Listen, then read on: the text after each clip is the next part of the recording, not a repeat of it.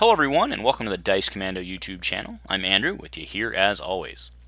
This is the Commando Chat, a no-holds-barred, anything-goes videocast about everything and anything gaming related.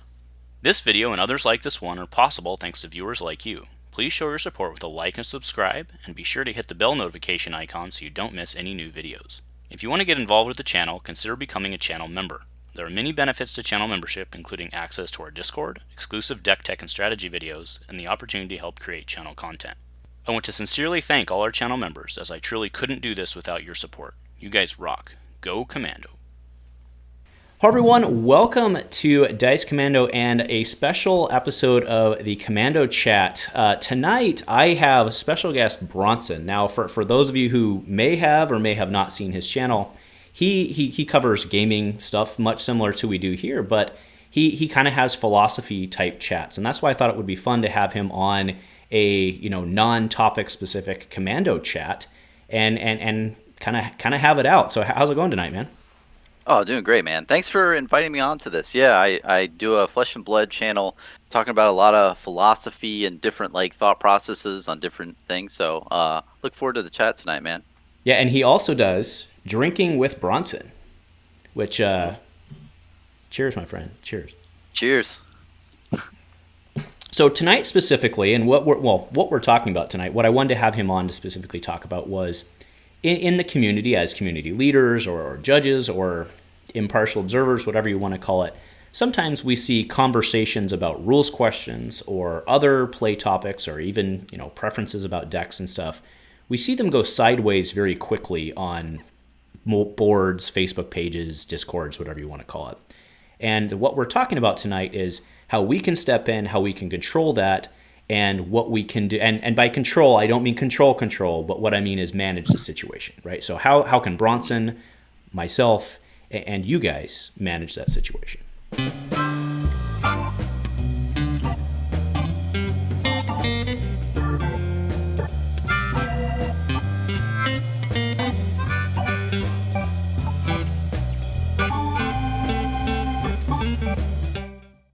All right, guys, so thanks very much for tuning in. Happy Friday. Happy Friday to everyone. We're a little off schedule. Usually we have a Commando cast today, but we're doing a Commando chat because I thought this would be fun. So Bronson and I interacted first. We were aware of each other, but we interacted first on Outcast Haven, what was it, about a month ago? Is that about right? Yeah, it must have been like a month ago now. Yeah, on their chat videos. Yeah, and it was a great time, had a great discussion, and him and I were chatting afterwards, and we're like, well, we've got to hook up. And I was like, wait, how do you have Drinking with Bronson and I haven't been on it? Like, yeah. We need to talk about this, bro. So, but no, it just in good jest. But yeah, so tell us, by the way, we are simulcasting this. So this cast that we're recording will also be up on Bronson, which is just the name of your channel, which I kind of love. It's just like very straightforward. But yeah, thanks, man. Tell the Dice Commando community who maybe haven't seen you but will soon be checking you out, who you are, what you do, kind of your background, whatever in gaming and or in life, however. I'm mainly just a normal guy in a normal room, and I like to just talk about Flesh and Blood. All things about that. I'm getting into other games. I'm mainly a collector, but I've been starting to play Flesh and Blood a lot lately in the competitive scene. But ultimately, man, I just want to bring honest, raw content to people. Opinionated, of course, but open to discussion and just have a good time with it. It's been a lot of fun. Good. Well, I mean, I like listening to specifically your some of your philosophy chat type stuff. Plus, you do a really good job keeping it relatively short, which I think thanks, man. I think helps too. I'm not as successful as that. I will admit. So, let's go ahead and go into tonight's topic. So, Bronson and I had actually been talking about what we were going to talk about. And then a great example actually came up literally yesterday, the day before we were going to shoot this. And what happened was this. Someone in the Dice Commando Discord, we were talking about, it was actually Star Wars Destiny they were talking about, and they said, I don't know, they were talking about a specific card, doesn't matter, and they said, I don't know that I agree with the ruling on this card. And then someone responded to them almost immediately and said, well, if the ruling worked that way, this other card would be completely useless.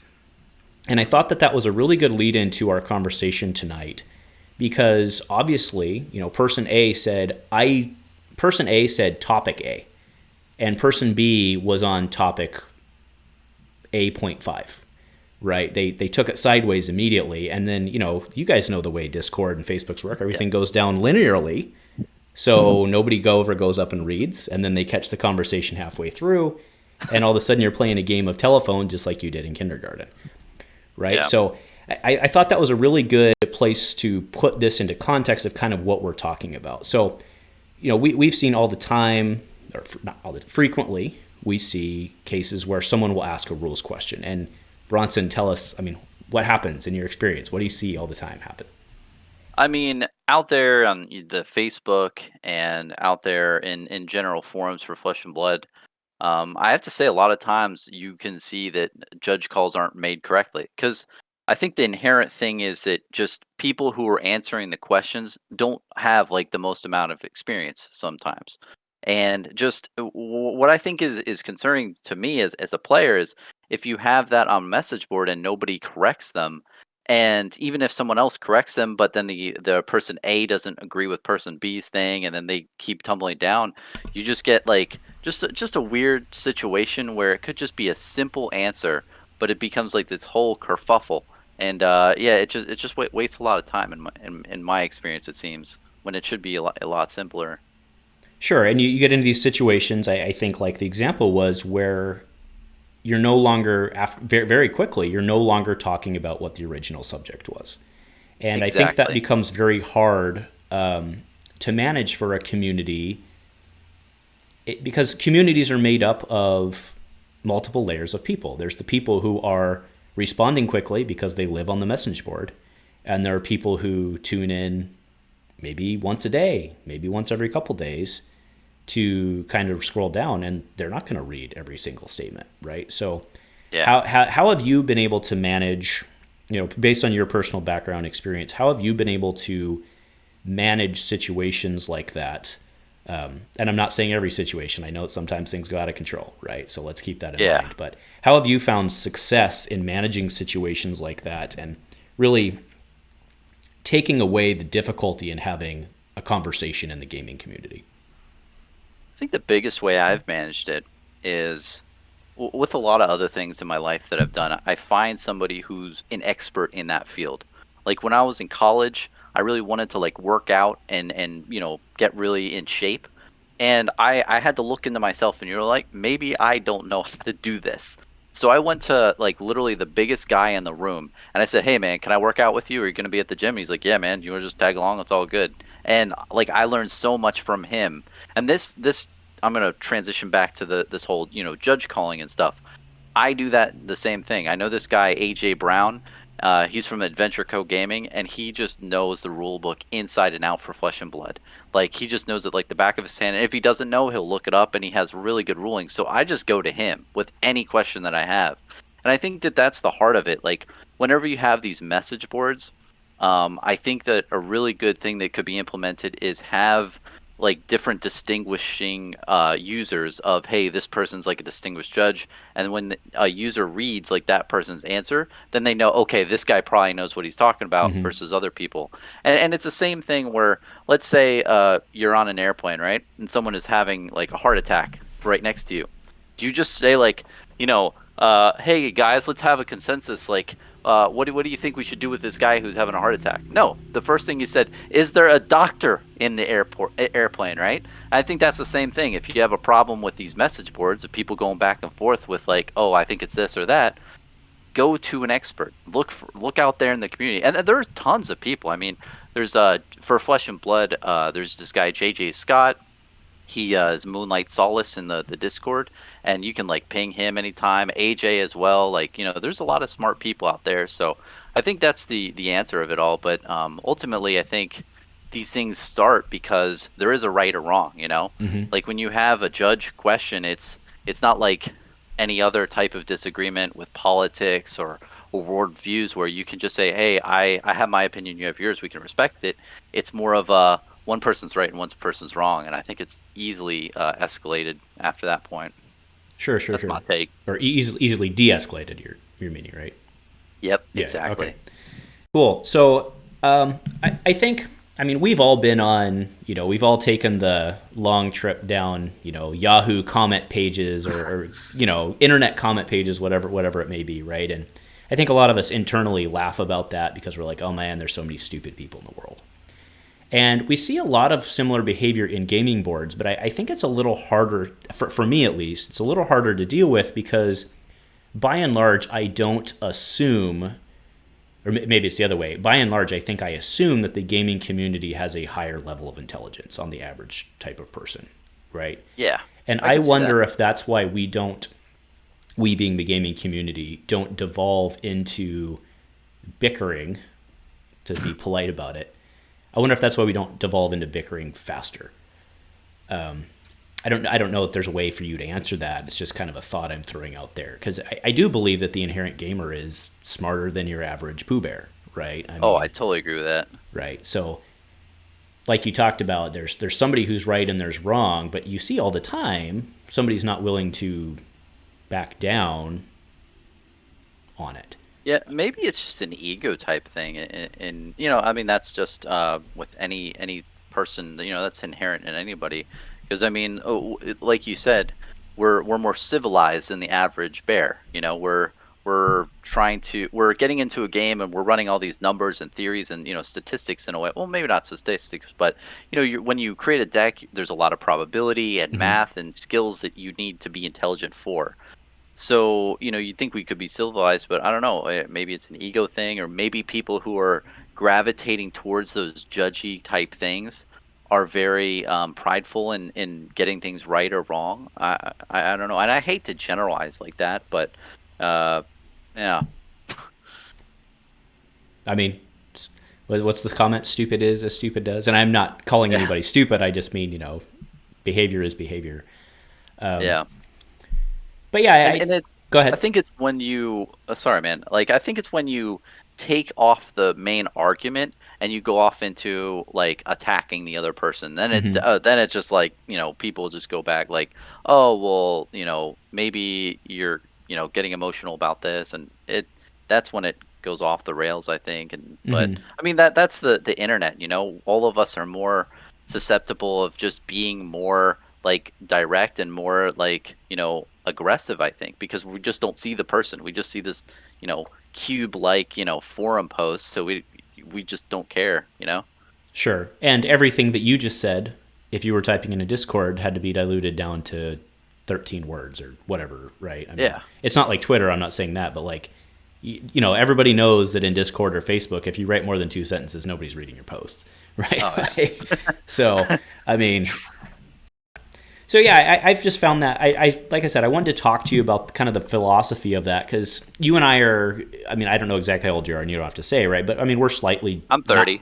okay. I'm 40, so I mean, we're like I said, we're slightly different generations, but not massively. But the growing up with the internet and stuff, and there's plenty of gamers who are the generation below you, right? So Yeah. I hesitate to call it a generational thing because there's plenty of people who are older than me in the gaming community who are quite stodgy.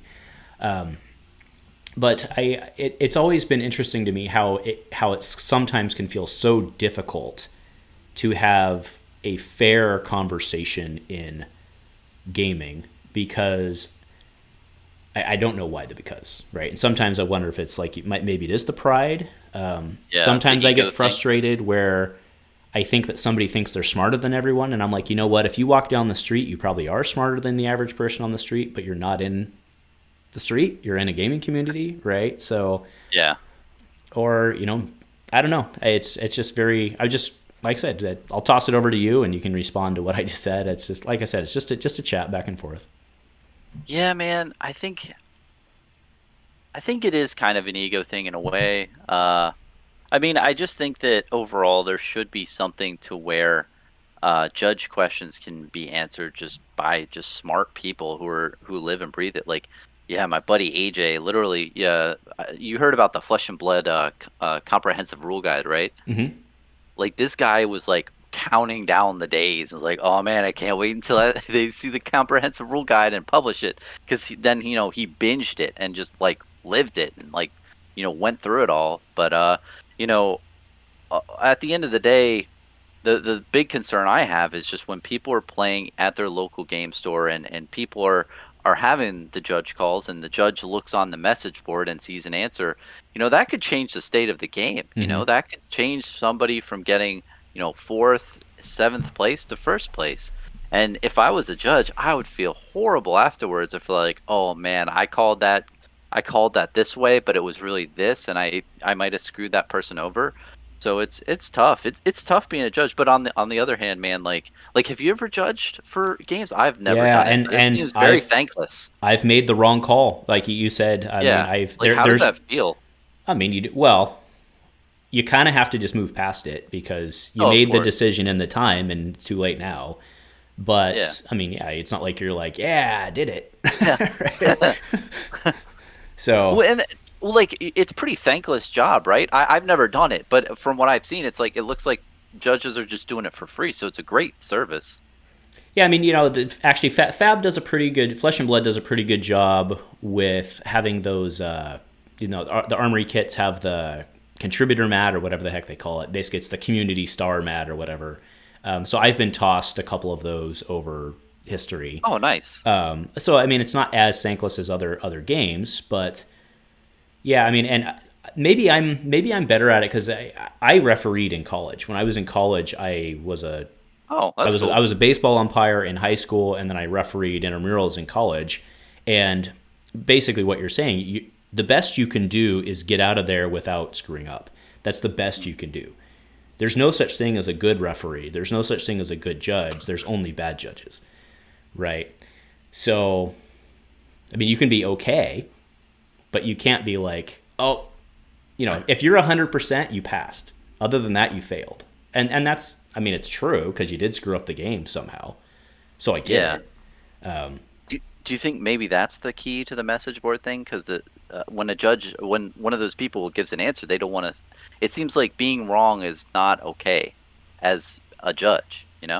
Well, I don't know. You're on the global Facebook page, right? The global fan page for Flesh and Blood.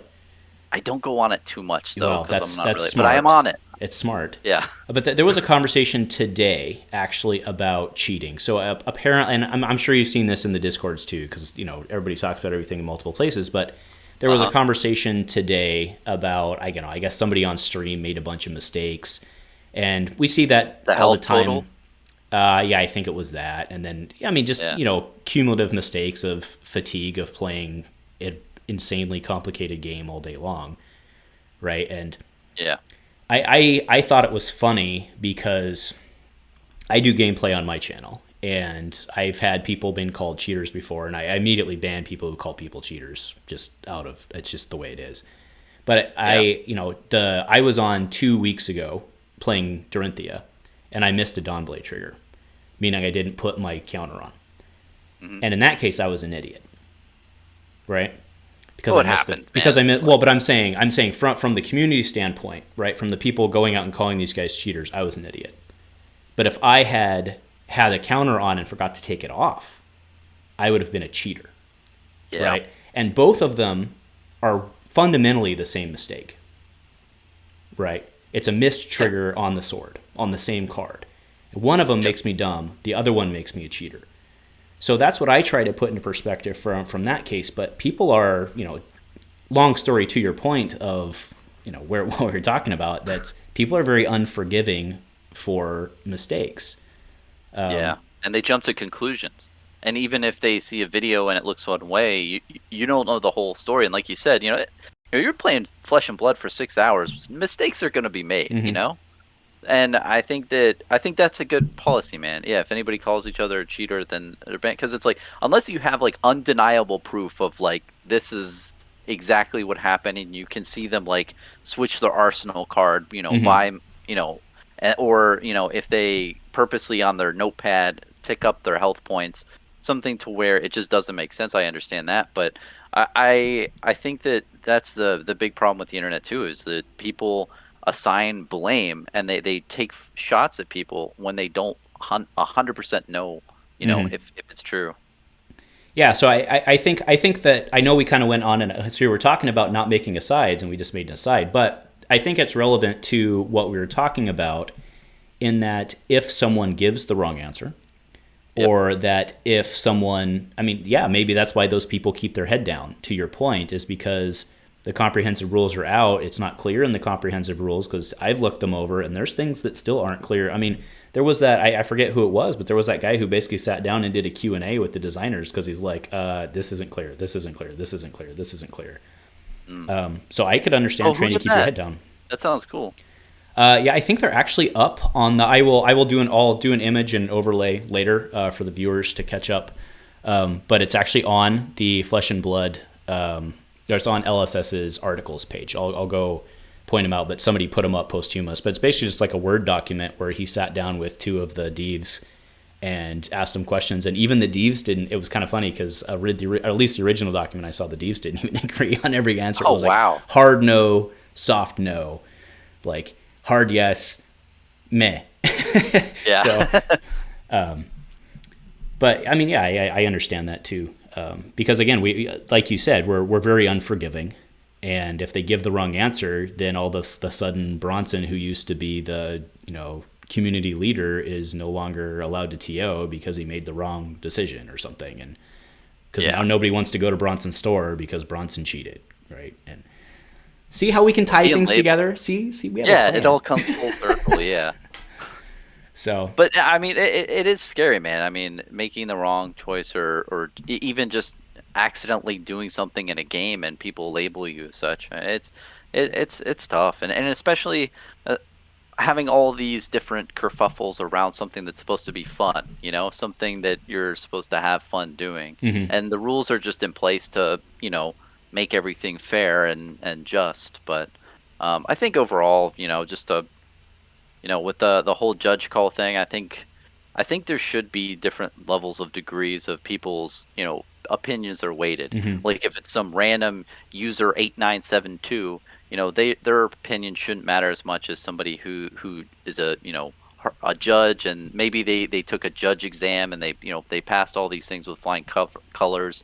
I think that their opinion should be considered a little bit more. But yeah, it's a thing. And it is it's tough. I mean, yeah, because at the end of the day, people are just given their free time to the community on message boards, but hopefully it all is good at the end. It is for the good. Yeah, and I think your suggestion, I mean, that's an advantage that Discord has. The Discord has many disadvantages to Facebook, but the advantage it has is the roles that you bring up. I mean, I think that's a really good point. I think that's a really, really good point. So, yeah, fair enough. All right, well, I think it's about it. I mean, that was pretty much the topic. Is there any do you want to shoot the S for a bit? Anything else going on in your world you want to talk about, or? Just been playing a lot more Flesh and Blood recently, man. It's just game's a lot of fun. I used to collect a lot more, but I've been just getting into the competitive nature, and it's a good amount of fun. Have you played in a lot of your local game stores around you? Yeah, so we came out of so I'm in Portland, Oregon, and we came out of COVID restrictions basically on the 4th of July weekend. I know you're in Florida and you guys have been, normal, quote unquote, for a longer time. But yeah, we were under lockdown for a long time. And what I did because it was the summertime, there's vacations and all that, what I did to kind of ease us back in was I did an every other week thing, because I wanted there to be 12 people at a tournament and not, I wanted 12 people every other week instead of 5 people every week, if that makes sense. That makes sense. So that has been, we've had, I think we had 7 for our draft last time. So we're doing okay. But to long story short, yes, I've been playing, but we've been playing mostly Classic Constructed, and I've got an Ira deck, a Kasai deck that I want to scratch that itch, but I can't get it on the table. But CC's the way right now because of the big competitive stuff, which is fair. I'm so glad it's the way. I love CC. I played Blitz for a bit, but CC just feels so good. Oh, CC's the better game. There's really no better is such a subjective term, but CC is a more fundamentally solid game. Let's say that, right? But there are advantages to Blitz, primarily from a approachability standpoint, also from like my store that's not completely brought in on Flesh and Blood yet in terms of like their event calendar we don't have as much of a window, so it's easier for us to play Blitz because you can jam more games, right? So there's that advantage too. But we are, of course, moving. I think the one this weekend is CC. Don't quote me on that. Nice. I'll have to check my own calendar, but I also have a Blitz tournament on Friday that I'm going to. So yeah, I've been getting stuff in, but it's been harder to get the casual play in than other games I've played in the past, just because of, I mean, everybody's been living in their home for a year, right? So yeah, you have to play like on Discord and stuff. Mm-hmm. Have you seen the Bolton OTK build with Lumina Ascension? I learned about that this past weekend. I was in a Road to Nationals, and it looks nuts, man. You can do like 30 to 35 damage in a turn, or I think the max is 40 with 3 Lumina Ascensions and a couple other cards. You just like go to town, and I think you can attack like 3 extra times per saber. So you're just going like, whack, whack, whack, whack, whack. yeah, it works until you run up against Arclight Sentinel, right? And they shut you down when you pop your courage, right? Yep, it's like, well, good game. No, Bolton's been my big guy out of Monarch. Who's been your, or I guess it doesn't have to be a Monarch hero, but what have you been jamming? In sealed format, I was playing a good amount of Prism. I like Prism and Chain. I couldn't get Bolton to work for me in sealed. It's really tough. I think he needs like a good card pool, or at least I did. But I've been rocking Bravo. I really love Bravo. I mean, I think especially with the new heroes that came out, we've got Chain. Chain is huge. Like, so many people were playing Chain this last weekend.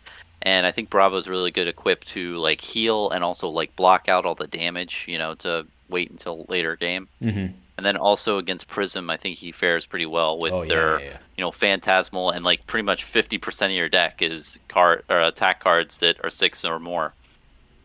But I think you're right on. I think Bravo's in a real good place right now. Go ahead.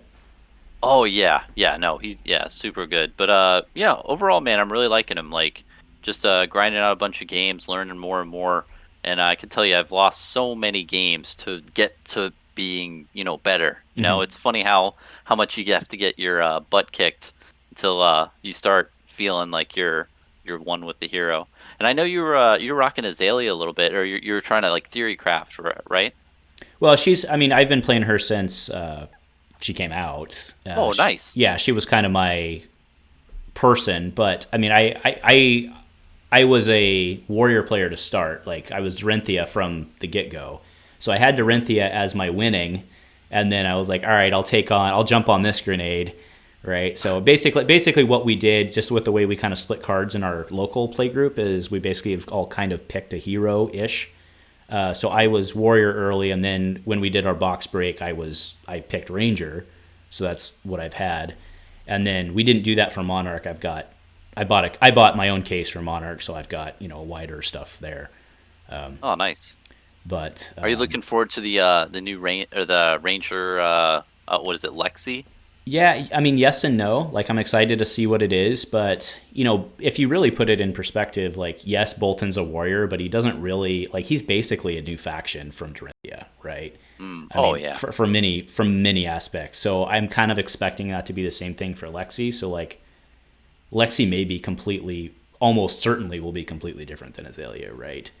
And they'll probably only share a couple cards. So I'm not getting, let's see where we land, right? They may have, if that gunslinger or whatever that meme was, if that comes out, the gunslinger sounds pretty cool. So I don't know if there's going to be a gunslinger. I still think there's going to be a guardian, but we'll see.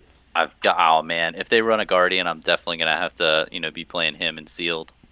And I have, before Flesh and Blood, I never played sealed before. It is a fun format, man. Like, do you guys play sealed a lot over? Oh, I think you said you played draft, right? Like we had draft, yeah, and that's what we have on Saturday is a sealed. But we're actually doing Welcome to Wrath sealed because we did a vote, and that's what people. So Welcome to Wrath is fantastic sealed. I haven't been as impressed with Monarch. I want to be very clear how I say this. New Zealanders, don't hate on me. I'm not pooping. I'm not pooping on your birthday cake here, right? I think Monarch is a really good experience from draft and from limited. I just don't think that Monarch's as good as what we had in the first two sets because, like you said, Bolton is really, really, really hard to get to work. Period. Lavia is probably more manageable in draft than she is in sealed, I would think. Chain's pretty good. Prism's really, really, really, really, really good. Yeah. So I think that that's less balanced, whereas, like, I think Welcome to Wrath, I think, is pretty balanced. And I think basically anybody but Wizard can win in Arcane, sealed, I think limited. So especially for someone who's coming into the game and hasn't played the whole set and doesn't know all the cards, Welcome to Wrath is perfect. I've played it I think once or twice, like the sealed format, or I think I played a sealed and a draft of it. It's a great set, but I share the same sentiment. Monarch is just hard to just pick up and know what your deck's gonna do, especially with I think Levia. I've seen when I played sealed against them, they would literally just get a bunch of blood debt and then just die to blood debt. yeah, I mean, you're totally right with Lavia. It's basically like, oh, I didn't draw one of my 5/6s, or I didn't chuck one of my 5/6s, so I guess I'll just take 5 damage to the face, right? So, yeah. But yeah, I mean, this is to what I think your original point was. This is the best game I've ever played in terms of limited play. I mean, and they said it was designed at that, and sure, you can say anything, but I mean, they backed it up. So. Yeah, and the greatest part about the format in my mind too is I hear so much in the past, and we hear it now too, but I don't even think it's too founded. But the thing of people say, I don't want to play this game because it costs too much money and I have to put too much money into the game. Sealed and draft solve that problem, because everyone else is on the same playing field. You get to open packs, you get to build the deck right, there, and everyone else has reasonably the same. I mean, there's always going to be that one person who just pulls just fire cards and makes some really good deck, but I think it's a lot better. Just it more like levels the playing field where everybody has the same type of power level, in their deck that they're making. Yeah, and it's very, very good for relatively new communities, which I would wager 80% of them out there are. Yeah. So, yeah. All right, so I'm going to ping you on one last thing that we didn't talk about, just because we already went there. So, what is your take? What is your gaming background? Have you played like Pokemon or any stuff like that, or in the past? Or? I am a complete novice. Okay. When I was first growing up, right, I would just buy a bunch of Magic the Gathering card bulk, and my friends and I would just play around with decks, but nothing competitive of the sort. And I always built these decks that really didn't do anything, but I liked the artwork on the cards. I thought it was cool. So, I mean, that was the more of my background on TCGs. I play a lot of video games, MMOs and the like, and single person, shooters, and any type of video game I've played most of my life. But when I got into Flesh and Blood, I got into it for the collecting aspect, but then I just started playing it. And it felt so good. It just felt like you were that hero. You were doing stuff. The whole mechanic system just blew me away. So that's where, and I feel a little reminiscent. When I was younger, I would go into the card shop and you go in there, you get a whiff of that BO, and I always felt like it was a magical place. You know what I mean? Everybody listening to this knows what I mean. Like, it was a magical place, and you saw all these people, and you're like, oh, awesome, this is cool. But I never really got into those communities or hung around the shop too. I wish I did a little bit more. But now I'm doing it a lot more, like going to game stores, and they've definitely updated their policy on cleanliness, which is nice, but I don't smell as much BO. So, but yeah. Anyway, what about you? What's your background? Oh, I've been playing games since I was. I picked up with revised edition in Magic, and I don't still have all those cards because I traded them for Star Wars cards when I was in high school, and that was a poor life decision. But it is what it is. Lotus or? No, I had a Lotus wasn't revised, right? I had a Royal Assassin and like a Veteran Bodyguard and some of the cooler stuff. I think I had not the Shivan Dragon, but there was another big red one. Oh, Rock Hydra or something like. Anyway, but yeah, so that's where I started. I've played a lot of games through the years, all of which are dead except for Magic. So, but I'm hoping Fab's gonna buck that trend. I think it will. I honestly do think it will. Looks like it is, man. So, Yeah. I mean, but it must be weird, throughout the years. It's like, this is the one that's gonna make it, and it's just like, and then it dies. I can imagine, right? And I Yeah, think that's why a lot of local game I don't stores think that I've were. said that about any Oh, really? others though. Like Oh, wow. the one I played when I was in high school that I was like really into, I probably did, but I was young and stupid, right? None of the ones that I've played in my adult years, I don't think I've thought they were going to be around forever. Oh, wow. Then that's good. Yeah. Because I haven't really been in the like trading card game industry. Like, I stopped when I was like 18 or something, picked up when I was like 28 or something. So there's a huge gap of time that I didn't know anything that was going on, or any new games come and go. But that's cool to hear, man, that it's like that for you. Wow. Yeah, Because like well, other games, it's like you're like iffy. But I mean, well, because of all the traction, right? Like Star City, you got Channel Fireball. It's on TCG Player. It's everywhere, right? yeah, and it's also, I mean, I work in manufacturing. Hmm. I mean, not of card games, to be very clear to people, but I work in manufacturing, and I have an extensive background in logistics and all of that as well. And there haven't been any games who I've seen. I mean, I'm not saying Fab has nailed it, right? Like they've obviously had stuff arrive late, or I mean, everybody knows that. And I'm not slamming. I'm not, again, New Zealanders. I'm not pooping on your cake. I'm not saying they did Yeah. it bad. I'm saying stuff happened, right? It's But constructive, feedback, of course. yeah, well, it's actually positive feedback. They've Yeah. identified their problems, they've corrected them, and they've taken actions to resolve them. And Hmm. I made a statement that I actually got a lot of hate for it, which surprised me. But it was a video. It was probably like episode 40 or something. I don't remember. But I said that I think Flesh and Blood is a better product than it is a game, and that wasn't taking away from the game. But it was basically, as I've gotten older and looked at what succeeded and failed in the gaming industry, I believe that their approach to having a strong limited so that people continue to want to buy stuff, Yep. they've really put their balls on the table, for lack of a better term, saying stuff's never going to rotate. I mean, that's really big when it comes to sales, Yeah. because there's only two ways out of that. You either have to really manage your design, or you have to power creep the snot out of it. And I think these guys could actually manage their design. So, I mean, there's a lot of good things going on with this company that I think, I'm not saying they're necessarily going to be around forever, but if anybody's going to do it, I think LSS will. That's, Yeah, I totally agree with yeah. you. So, And you're try, right. I mean, saying that this is your product that's never going to rotate. The cards that you buy today are going to be legitimate, like years and years in the future. That's huge, especially with the consumer. And I agree with you, man. Like the implementation as well with the collectability, the cold foils. I mean, if you ask somebody like 8 months ago, oh look, these cold foils are going to be worth like 20, 50x times like the normal cards.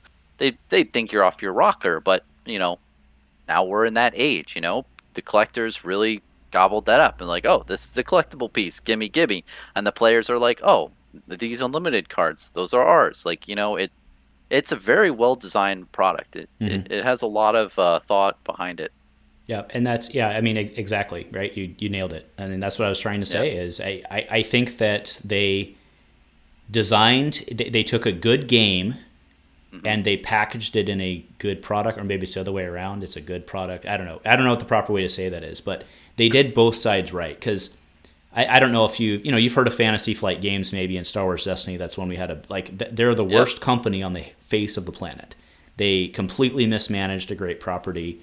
That And we sucks. see that all the time, where you have these really smart designers, but they have no idea how to run a business.